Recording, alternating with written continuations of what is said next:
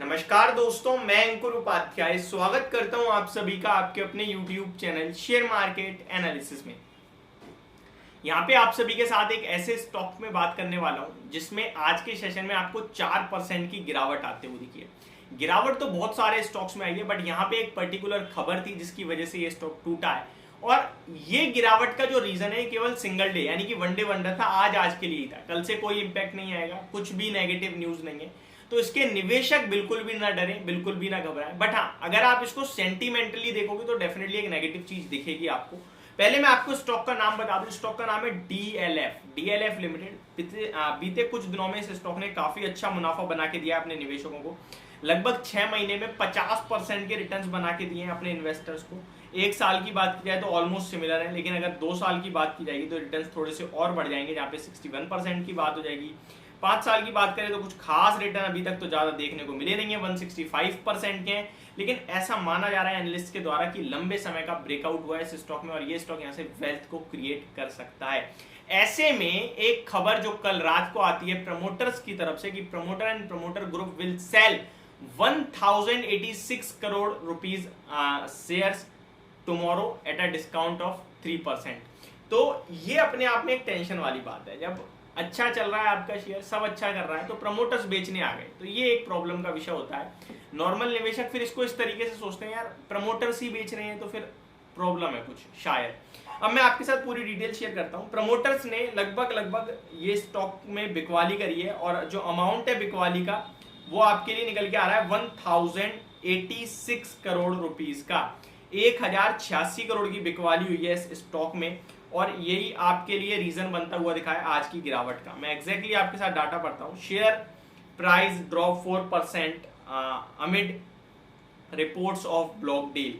DLF share price declined 4% in the morning trade on Tuesday amid reports of block deal. The stock opened at 509 against the previous close of 518 rupees. तो कल 518 पे बंद हुआ था, उसके सामने आज 509 पे खुला और उसके बाद और गिरा 498 तक समथिंग गिरा। NSE में लगभग 1 करोड़ शेयर्स जो है चेंज हुए हैं, एक हाथ से दूसरे हाथ में गए हैं। ये डाटा निकल के सामने आता हुआ दिखा है और ये जो डील है वो लगभग 1086.2 करोड़ रुपीस की है DLF में, जो आज के सेशन में होते हुए दिखी है। सेलर का नाम तो सामने आ गया है, प्रमोटर या प्रमोटर ग्रुप से है, लेकिन अभी बायर का नाम सामने नहीं आया है। इसके बीच में जो डीलर था, ब्रोकर था, वो नुवामा वेल्थ रहा है। द प्रमोटर और promoter group is said to be the seller who is planning to sell the shares approximately 3% lower than the current market price।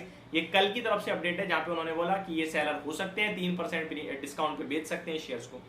Meanwhile, Abhilash Pagaria, head of Nuvama Alternative and Quantitative Research, believes there could be a slight weight up for DLF in the FTSE index in the next few days, potential resulting in an inflow of about $5.5 million।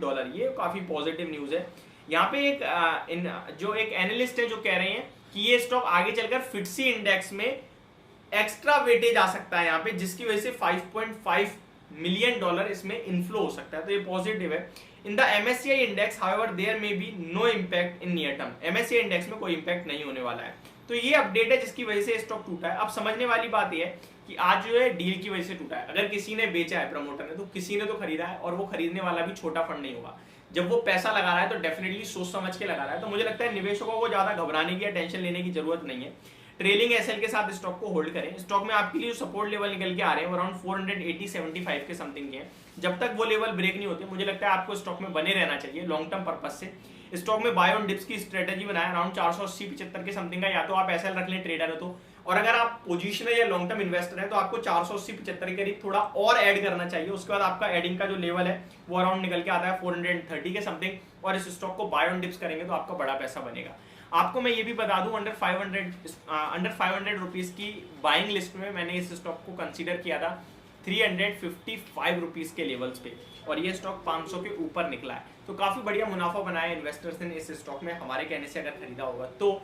और ये थी मेरी तरफ से आपके लिए video. Thank you so much for watching this video. Have a great day guys.